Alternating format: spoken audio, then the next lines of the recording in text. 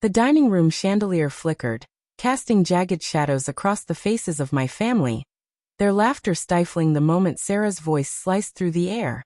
"I don't even need you, Tom," she said, her words sharp as a blade, her eyes glinting with something cruel, unfamiliar.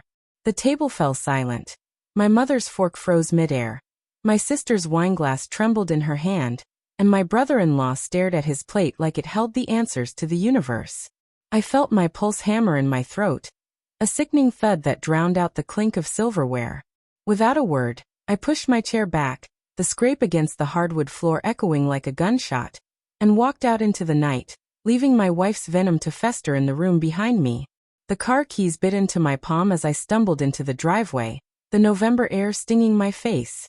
My breath fogged in the dark, each exhale a reminder of the life I thought I knew unraveling.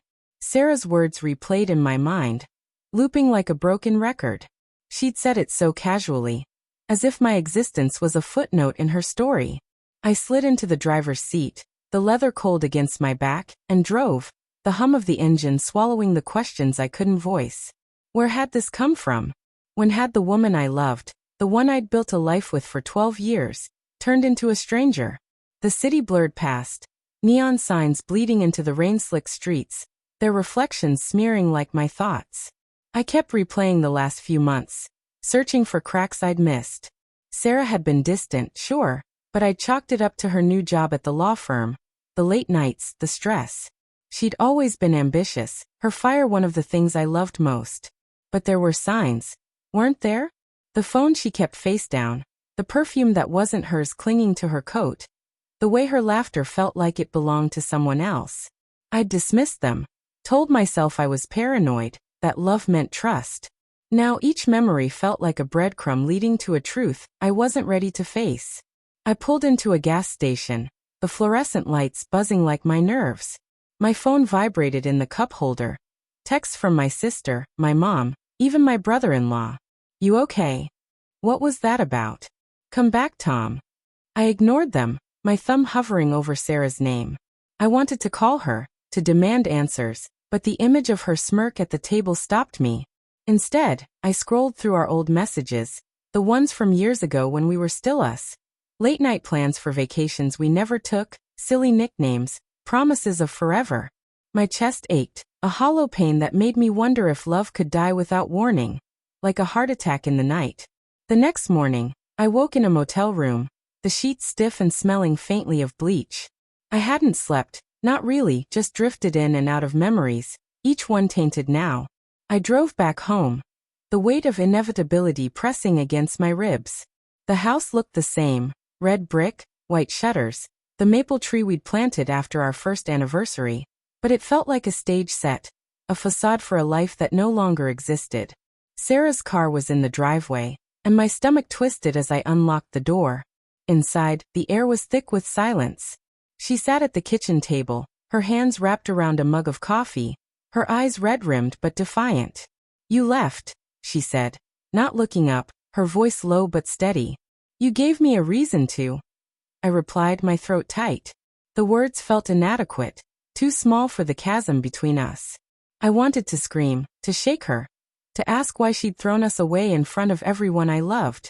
Instead, I stood there, rooted to the spot, waiting for her to fill the silence. She didn't. Not at first. She sipped her coffee, the mug clinking against the table, each sound a deliberate pause. "I didn't mean it," she finally said, but her tone lacked conviction, like she was reading from a script she didn't believe. "It just came out." "Bullshit."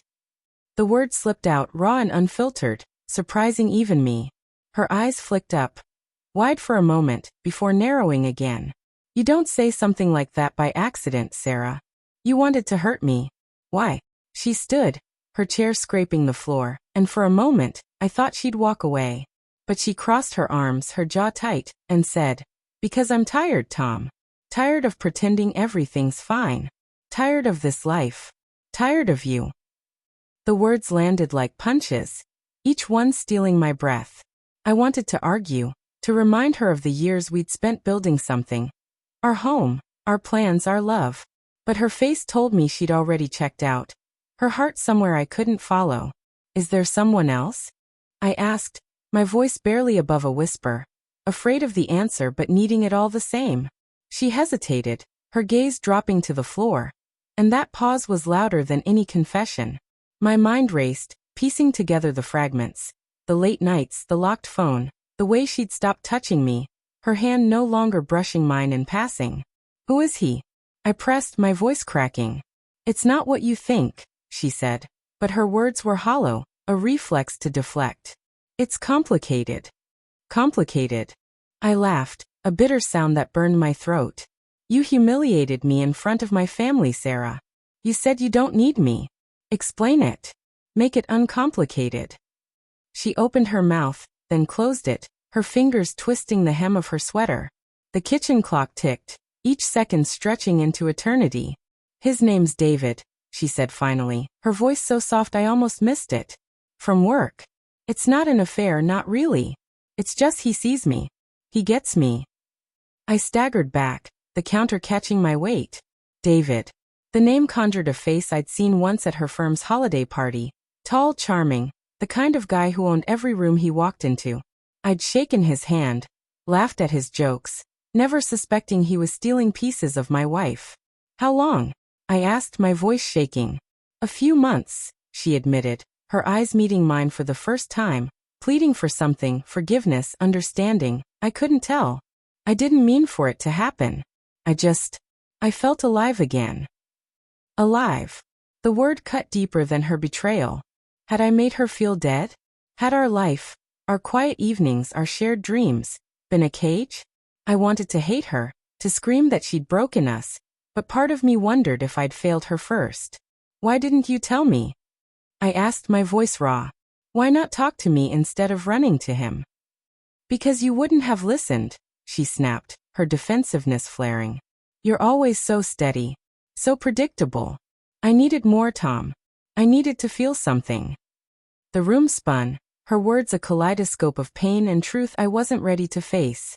I thought of the nights I'd stayed up working, the times I'd brushed off her complaints, assuming we had forever to fix things. Maybe I'd been blind, too comfortable in our routine to see her slipping away. But that didn't excuse her. It didn't erase the image of her smirk, the way she'd wielded her words like a weapon in front of everyone I loved. I'm leaving, I said, the decision forming as I spoke. Not because you don't need me, but because I don't know who you are anymore. Her face crumpled, tears spilling over, but I couldn't stay to comfort her. I grabbed my keys and walked out, the door clicking shut behind me, a finality that echoed in my bones. As I drove away, the house fading in the rear view, I realized the twist wasn't her betrayal, it was mine. I'd betrayed myself, clinging to a love that had already died, too afraid to see the truth until it shattered me in front of the world.